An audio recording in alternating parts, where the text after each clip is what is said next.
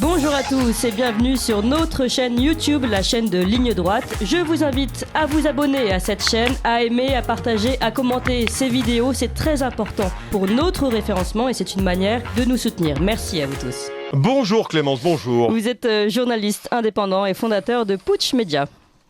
Et vous venez nous présenter aujourd'hui, en plus de votre présentation habituelle et de votre média, vous venez nous présenter une petite chronique, Nicolas Vidal. Vous nous parlez d'Emmanuel Macron qui vient d'être réélu hier matin. Et on vous voit étonnamment ravi, Nicolas. Bien sûr, cher bambochard progressiste de radio Courtoisie, on n'est pas bien là. Nous, Français, on vient de re-signer pour 5 ans de plus à faire avec Emmanuel Mackenzie et Brigitte Antoinette. 5 ans à venir de progrès, de dialogue social, de référendum, de bienveillance, d'amour, de joie, d'allégresse, de démocratie participative, de liberté, de manifestation festive, de protection sociale, de fraternité et de consentement éclairé. Franchement, moi j'ai hâte que ça recommence, je me suis tellement régalé que j'en redemande. Et dimanche soir, quelle apothéose, cette arrivée au Champ de Mars de Bribri et Manu avec tous ses enfants, on aurait dit l'école des fans. Alors c'était sans Jacques Martin, mais avec Manuel Valls au premier rang, c'est la crème catalane de la politique française, mou à l'intérieur et cramé sur le dessus, et comme toute bonne crème catalane qui se respecte dans un resto, elle reste au frigo pour être servie en dernier. Sacré Manuel. Et cet hymne à la joie comme entrée en matière, ça c'est de la mise en scène. C'était européen, c'était beau, c'était bien. Oui, car chers amis progressistes de Radio Courtoisie, la Marseillaise, franchement, c'est passé de mode. Ça commence un peu à sentir le bal musette et la nappe de table Vichy. Non, là, c'était le progressisme bienveillant du diktat bruxellois, apaisé des réformes structurelles harmonieuses. Et puis ce parterre de drapeaux européens, moi, ça me rend heureux. Ça avait franchement la gueule. D'ailleurs, ça collait bien au compte Twitter de Manu Premier qui t'a emplâtré les couleurs criardes de l'Union européenne et t'a dégagé lico presto le drapeau français. C'est ça la Startup Nation.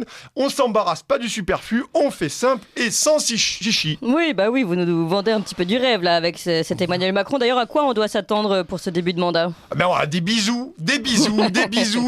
Il y a encore des bisous, les amis. D'ailleurs, Bruno le rigolo, celui qui nous sert de ministre de l'économie, il est parti au quart de tour ce lundi matin sur France Info. Alors, pour ta retraite, cher travailleur et contribuable français qui sans canaille écouter Ligne Droite, tu vas te prendre un joli 49.3 dans quelques semaines pour bosser jusqu'à 65 ans. Et enfin, si tu arrives à 65 ans et si tu as encore du boulot jusqu'à là. Pourtant, Manu Premier avait caressé l'idée récemment d'un référendum pour cette réforme pendant la campagne. Mais manifestement, dans la nuit de dimanche à lundi, ils ont ressorti le LBD social pour nos retraites et la grenade de désencerclement démocratique. Comme ça, c'est plus simple, on ne perd pas de temps. Alors, comment ça se passe ? Je vais vous le dire, moi, comment ça se passe.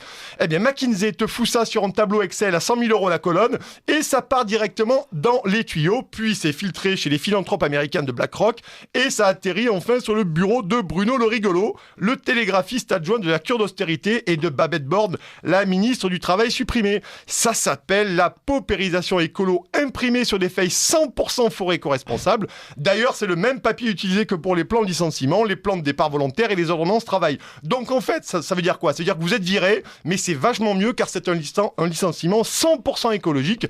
Et tes indemnités chômage, cher ami, elles pèsent autant que ton empreinte carbone, c'est-à-dire pas loin de zéro. Ça, c'est super progressiste. Et la prochaine fois, je vous parlerai de la réforme de l'assurance chômage, du remplacement des diplomates par des choux de Bruxelles et de la fin de l'exonération de votre plus-value sur votre habitation principale. Avec ou sans masque, vous allez adorer. Je vous vois très heureux, en effet. Il se murmure qu'Emmanuel Macron pourrait même faire un 3e mandat. Et oui, ma très chère Clémence, une bonne nouvelle n'arrive jamais seule. Et le bonheur m'a littéralement submergé lorsque j'ai lu l'article mégroulé de notre confrère de BFM TV ce lundi matin. D'ailleurs, ils avaient une patate chez BFM dimanche soir, c'était assez incroyable. Allez savoir pourquoi. Alors, cet article expliquait comment Emmanuel Macron pourrait nous faire un 3e mandat. Alors, bien sûr, pas en 2027. Rien que de le dire, moi, ça me fait saigner les oreilles. Mais en 2032. Et là, je vous sens sauter de joie, cher auditeur Ligne Droite. Oui, mais Manu Premier pourrait aussi réfléchir à modifier la Constitution pour revenir au septennat. Et là, on n'est pas sorti de la grotte progressiste. En tout cas, ce matin, charge ami, ripailler, danser, chanter, aller au resto et au bar pendant qu'il en a encore temps, parce que dans 3 matins, ça va tomber comme en 40. Et moi, d'ici là, je vais reprendre mes cours d'élasticité de la narine pour les PCR à venir, et je vais peut-être apprendre à dessiner des QR codes au stylo bille. Allez, bisous, salut. Merci beaucoup, Nicolas Vidal, et vous restez avec nous. Vous appréciez cette émission ? Alors aidez Radio Courtoisie à en produire d'autres, en indépendance totale. Rendez-vous sur soutenir.radiocourtoisie.fr. Merci d'avance.